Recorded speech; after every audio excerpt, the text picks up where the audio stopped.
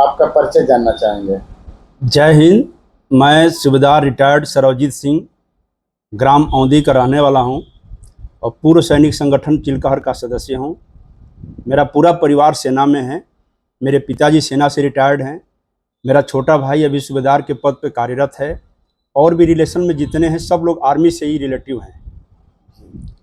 आज रसड़ा में है सर, कुछ कारण जानना चाहेंगे बस।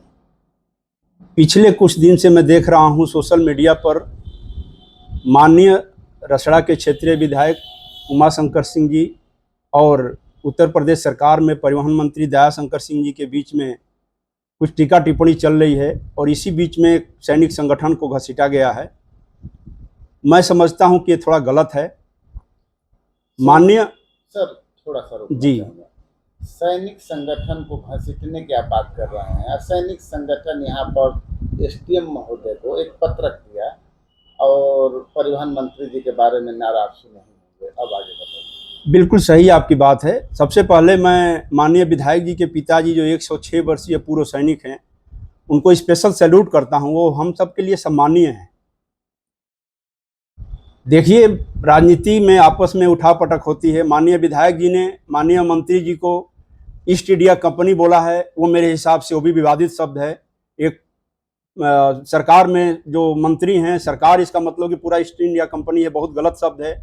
और उसी तरह से मंत्री जी को भी परिवार को नहीं डालना चाहिए।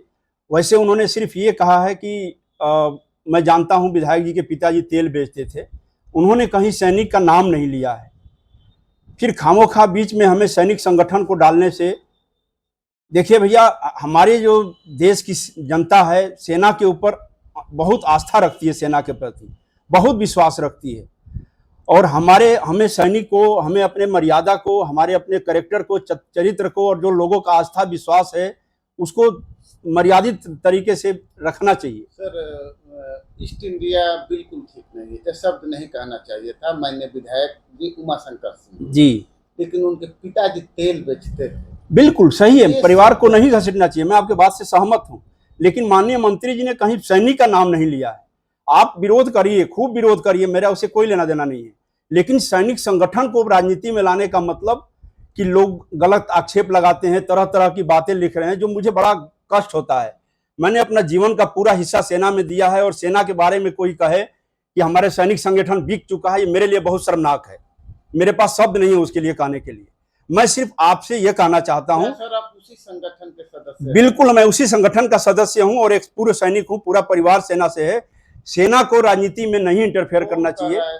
संगठन गया है ऐसा सोशल मीडिया पर लोग लिख रहे हैं। देखिए, सोशल मीडिया एक अनकंट्रोल्ड प्लेटफॉर्म है।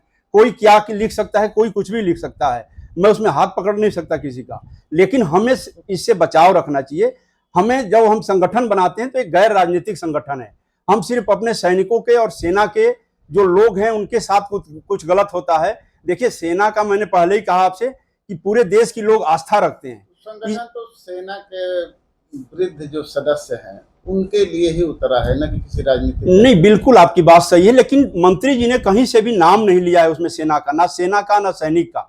उन्होंने सिर्फ कहा है कि उनके पिताजी तेल बेचते थे। ये कई बार विधायक जी भी कह चुके हैं कि हम बहुत निम्न परिवार से आते हैं, मेरे पिताजी बहुत निम्न परिवार से तेल बेचते थे, हम इस जगह पर आए। ये इसके लिए साधुवाद है विधायक जी का। लेकिन उन्होंने, मंत्री जी ने कहीं से भी सेना का नाम नहीं लिया है, सैनिक का नाम नहीं लिया है। और देखिए साहब, जब हमारी देश की, मैंने पहले आपसे बोला है, सेना के प्रति लोगों की आस्था है, बहुत अच्छी बात है। लेकिन कुछ असामाजिक तत्व जानबूझ करके सैनिकों को टारगेट करते हैं। जैसे आपने कुछ दिन पहले देखा है, टोल ब्रिज पे हादसा हुआ है और पूरा सेना के साथ पूरी देश की जनता थी।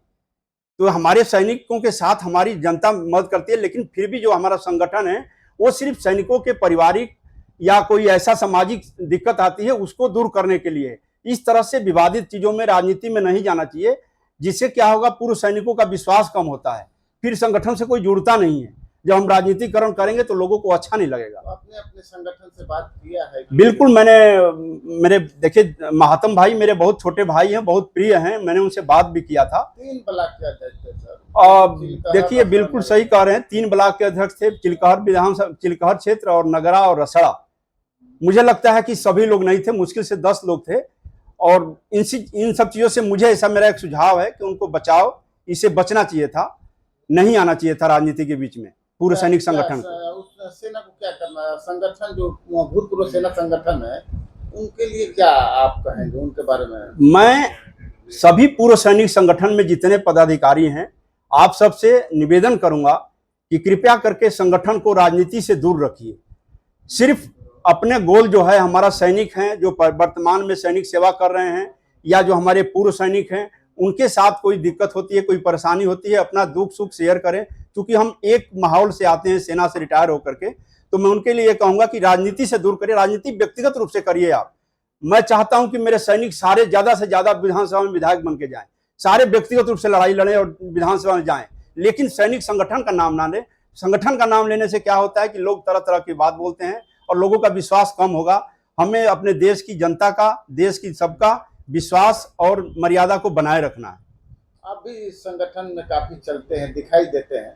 जी। आप संगठन में आपका कुछ योगदान हो तो उसको बता दीजिए। बिल्कुल, मैं मूल रूप से औंधी का रहने वाला हूं, लेकिन लखनऊ में रहता हूं, और जब भी संगठन ने याद किया है, या देखिए मैं व्यक्तिगत रूप से महात्मा सिंह जी के से प्रभावित हूं। बहुत अच्छा उन्होंने संगठन चलाया है और मैं खुद जुड़ करके, अब योगदान में नहीं बताऊंगा, अर्थ योगदान को योगदान नहीं होता है, लेकिन मैं व्यक्तिगत रूप से जितना हो सके समय समय पर उनके बातचीत करके और संगठन में काम करता रहता हूं।